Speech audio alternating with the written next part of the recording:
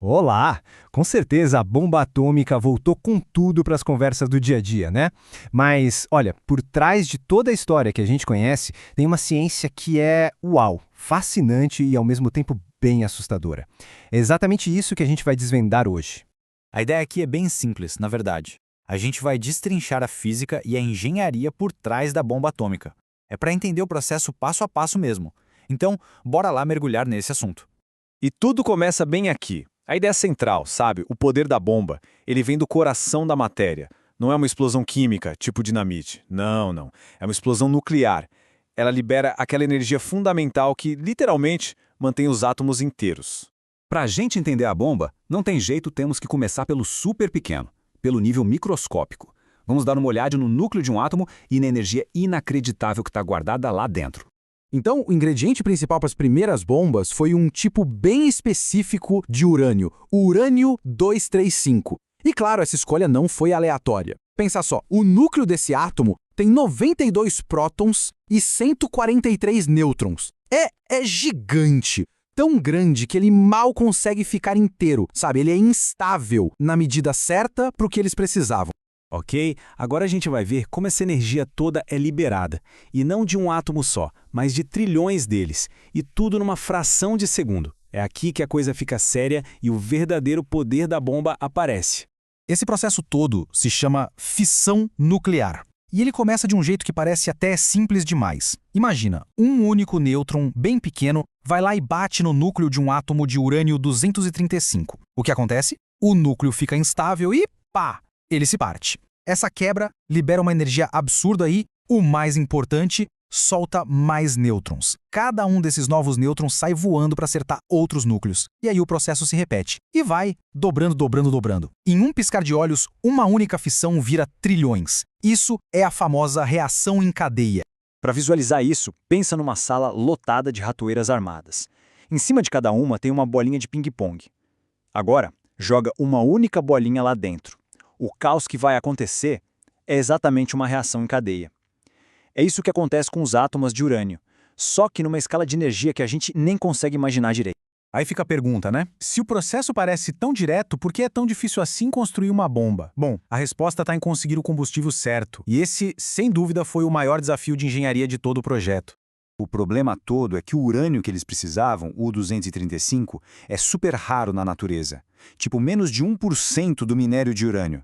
A imensa maioria, mais de 99%, é urânio 238, que é estável e para a bomba não serve para nada, porque ele não sustenta a reação em cadeia. Então o desafio gigantesco era separar esses dois tipos de átomos que são quase idênticos. E esse processo industrial absurdo é o que se chama de enriquecimento. E olha só que interessante, o nível de enriquecimento entrega qual é a intenção. Para gerar energia numa usina nuclear, a concentração de U-235 precisa ser de mais ou menos 5%. Agora, para uma arma, esse número tem que pular para mais de 90%. É um salto enorme. Chegar nesse nível de pureza é o que faz a produção de uma bomba ser uma coisa tão, mas tão difícil. Beleza, já temos o combustível. Agora vamos para o aparelho em si. Vamos dar uma olhada na mecânica da bomba que foi julgada em Hiroshima, a famosa Little Boy. Mas antes de montar essa bomba, a gente precisa entender um conceito-chave: massa crítica. Funciona assim. Se você juntar uns 50 quilos de urânio enriquecido, a densidade do material fica tão alta que os nêutrons que já saem naturalmente dali têm uma chance altíssima de acertar outros núcleos. E aí, bum, começa uma reação em cadeia sozinha. O truque, então, é manter o material separado em pedaços menores, as massas subcríticas, até o momento exato da explosão.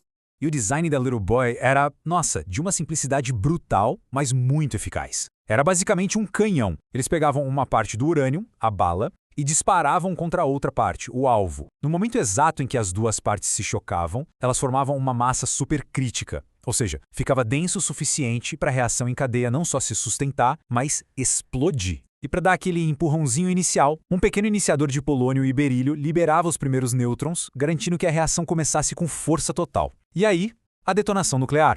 Até aqui a gente falou da mecânica, da teoria. Mas agora, a gente precisa falar das consequências, da parte terrível e muito real da detonação. O que aconteceu quando tudo isso saiu do papel e virou realidade? E aqui tem um dado que é de cair o queixo. Dos 64 quilos de urânio que estavam na bomba, Só mais ou menos 1 quilo passou pela fissão. Só 1 quilo. Pare e pensa nisso. A transformação de só 1 quilinho de matéria em energia, aquela famosa equação do Einstein, E igual a mc², liberou uma força que destruiu uma cidade inteira. A bomba não explodiu no chão, ela foi detonada no ar. Isso foi de propósito, para maximizar a destruição. A onda de choque que veio depois foi tão, mas tão poderosa que simplesmente achatou quase tudo num raio de 2 quilômetros. A força física da explosão foi algo descomunal. O custo humano foi uma catástrofe. Não foram só as dezenas de milhares de mortes na hora, pela explosão e pelo calor absurdo. A bomba deixou também um legado invisível, mas mortal. A radiação que se espalhou causou doenças como câncer por décadas.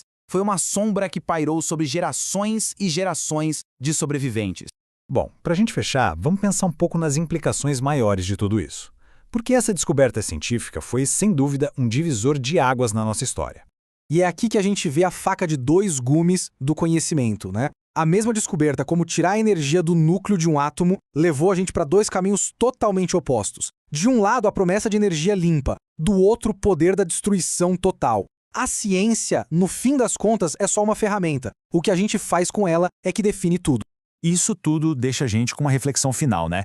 Entender como a bomba funciona não é só uma aula de física. É um lembrete da responsabilidade gigantesca que vem junto com qualquer avanço tecnológico.